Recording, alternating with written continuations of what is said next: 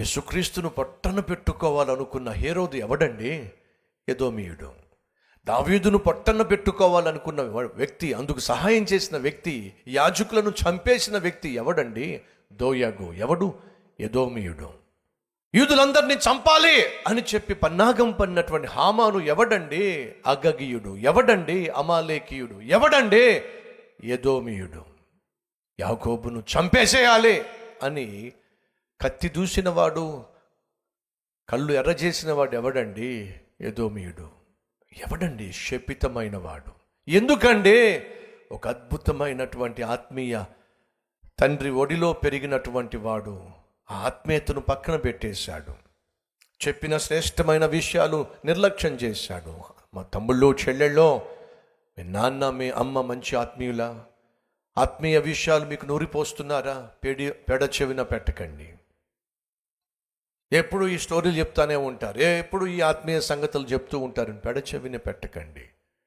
తండ్రులు తల్లులో మిమ్మల్ని కన్నటువంటి తల్లి తండ్రి ఆత్మీయుల, ప్రార్థనా పరుల, వాళ్ళు మీకోసం ప్రార్థనతో పెంచారా? అయితే జాగ్రత్త. ఒకే తండ్రి బిడ్డలండి యాకోబు, ఏశావు. ఒకడేమో దేవుని చేతిలో బహు గొప్పగా ఆశీర్వదించబడ్డాడు, మరొకడేమో అదే దేవుని చేతిలో నుంచి జారిపడి శపితమైన జీవితం జీవించాడు. అతనిని దేవుడు శిక్షిస్తున్నాడు. ఎలా శిక్షిస్తున్నాడు మనం చదివాం కదా. అతడు లేకపోవును. 11వ వచనము, అనాథలగు నీ పిల్లలను విడువు, అనాథులుగా నీ పిల్లలను విడిచిపెట్టేస్తాను. 15వ వచనము, జనములలో అల్పునిని గాను మనుషులలో నీచుని గాను నేను నిన్ను నియమించుచున్నాను. ఎందుకని?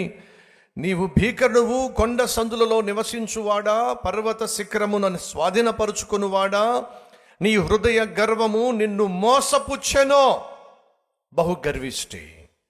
నీవు పక్షిరాజు వలె నీ గూటిని ఉన్నత స్థలములో కట్టుకొనినను అక్కడ నుండి నిన్ను క్రిందకి లాగుతా. నువ్వు ఎంత పెద్ద బిల్డింగ్ కట్టుకున్నా, ఎంత పెద్ద ఫ్లోర్లో నువ్వు ఉన్నా, నువ్వు ఎలాంటి ఉన్నతమైన స్థితి కలిగి ఉన్నా, నువ్వు వెళ్ళిన ఆ స్థితిలో నుంచి కిందకు లాగుతా, కిందకు ఈడుస్తా. ఇదే యెహోవా వాక్కు. ఎదోము పాడై పోవును, ఎదోము నాశనమైపోవును, ఎదోము ఇకెన్నటికీ కనిపించకుండా నేను చేస్తాను. ప్రియ సహోదరి సహోదరులు, ఎవడండి ఎదోము? ఎందుకండి ఇన్ని పాతకాలు చేశాడు? ఒకే ఒక కారణం. ప్రపంచాన్నే ప్రభావితం చేసిన ఒక తాతయ్య ఒడిలో పెరిగినా సరే తన జీవితంలో మాత్రం దేవునికి చోటు ఇవ్వలేదు. తమ్ముళ్ళు చెల్లెళ్ళు, మీ ఇంటిలో మీ నాన్న అమ్మ ప్రార్థన చేస్తున్నారా? అయినప్పటికీ కూడా ఆత్మీయత మీలో ప్రవేశించటం లేదా? సహోదరుడా, నీ భార్య కన్నీటితో ప్రార్థన చేస్తుందా? అయినా నీలో ఆత్మీయత రావటం లేదా? నీ భర్త ఆత్మీయుడా, సేవలో పాల్పంచుకుంటున్నాడా? అయినా నీలో ఆత్మీయత రావడం లేదా? నువ్వు దేవునికి నీ జీవితాన్ని అప్పగించటం లేదా? జాగ్రత్త. ఇవన్నీ కూడా శుభ సూచకములు కావు. ఇవన్నీ ఏం తెలియచేస్తున్నాయంటే నువ్వు ఏశావు మార్గంలో వెళ్తున్నావు, ఎదోము మార్గంలో వెళుతున్నావు. ఎదోము మార్గం ప్రమాదకరమైంది. ఎదోము మార్గము శపితమైంది, శాపగ్రస్తమైంది, నాశనకరమైంది, నటించేది. దుష్టత్వంతోనూ సకల పాపములతోనూ వ్యభిచారముతోనూ అపవిత్రతతోనూ పగ, ద్వేషము, కోపముతో, నరహత్యతో నిండిపోయినటువంటి జీవితం. చివరికి ఏమైంది? పతనం అయిపోయింది, నాశనం అయిపోయింది. అదే సమయంలో యాకోబు కూడా మోసగాడే, కానీ పశ్చాత్తాపడ్డాడు. నువ్వు నన్ను ఆశీర్వదిస్తే తప్ప నేను ముందుకు సాగలేనయ్యా ఏడ్చాడు. దేవుడు యాకోబును కనికరించాడు, దీవించాడు, ఇశ్రాయేలుగా దీవించాడు. యాకోబులో నుండే లోకరక్షకుడైనటువంటి యేసుక్రీస్తు ఈ భూమి మీద అవతరించాడు, జన్మించాడు. ఎంత గొప్ప ఆశీర్వాదం! ఈరోజు నువ్వు యాకోబుగా దేవుని కనికరాన్ని పొందుకోవచ్చు, లేదా ఏశావుగా భ్రష్టుడిగా నువ్వు నాశనం అవ్వచ్చు. అది నువ్వు తీసుకునే తీర్మానం మీద ఆధారపడి ఉంది. తల్లినైనప్పటికీ తండ్రినైనప్పటికీ బాధ్యత లేకుండా జీవించా, బిడ్డల పట్ల భారం లేకుండా జీవించా, కుటుంబాన్ని అస్తవ్యస్తంగా ఇప్పటి వరకు నడిపించా. క్షమించయ్యా, ఇక నుంచి జాగ్రత్తగా జీవిస్తా, ఇక నుంచి ఆత్మీయతను కాపాడుకుంటా, ఇక నుంచి నీ వాసించినట్టుగా నా జీవితము నాయన మలుచుకుంటా. యాకోబును అంగీకరించావు, నన్ను కూడా అంగీకరించాయా. ఏశావులాగా నాయన నన్ను విడిచిపెట్టద్దు. నన్ను కనికరించి ఈరోజు నా కుటుంబంలో నుండి నాయన నిన్ను సేవించేటటువంటి సేవకులే రావాలి, నీకోసం జీవించేటటువంటి ప్రవక్తలు రావాలి, నీకు పరిచర్య చేసేటటువంటి పరిశుద్ధులు లేవాలి నాయన.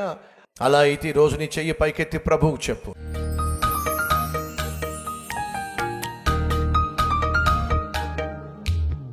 మహాపరిశుద్ధుడు అయిన ప్రేమ కలిగిన తండ్రి, ఓ శపితమైన వ్యక్తిని గూర్చి సూటిగా స్పష్టంగా మాతో మాట్లాడావు.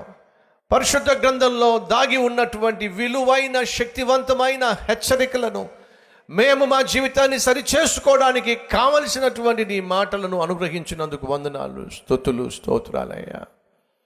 అబ్రహాము ఒడిలో పెరిగాడని మాకు తెలియదు, కానీ తెలుసుకున్నా.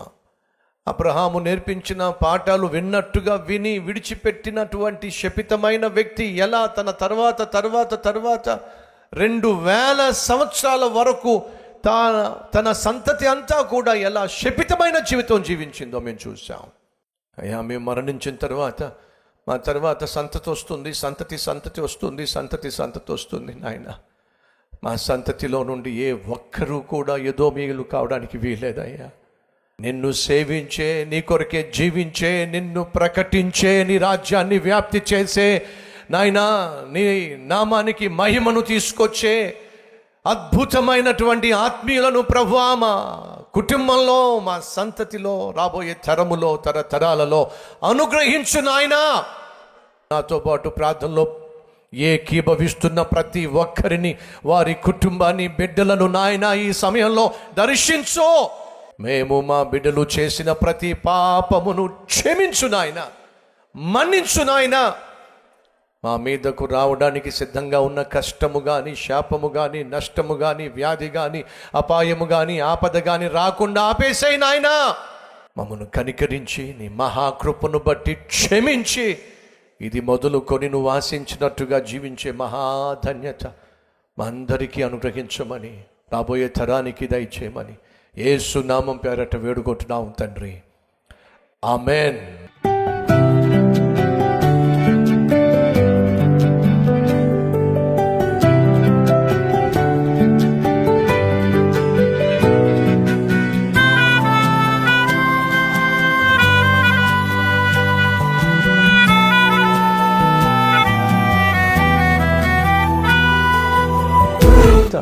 డైలీ డివోషన్ మీకు ఆశీర్వాదకరంగా ఉంటే 10 మందికి షేర్ చేయండి, లైక్ చేయండి, అలాగే ఖచ్చితంగా కామెంట్ పెట్టండి. మళ్ళీ రేపు ఇదే సమయంలో మరొక అద్భుతమైన డైలీ డివోషన్ మీ ముందుకు రాబోతున్నాను. అంతవరకు సెలవు.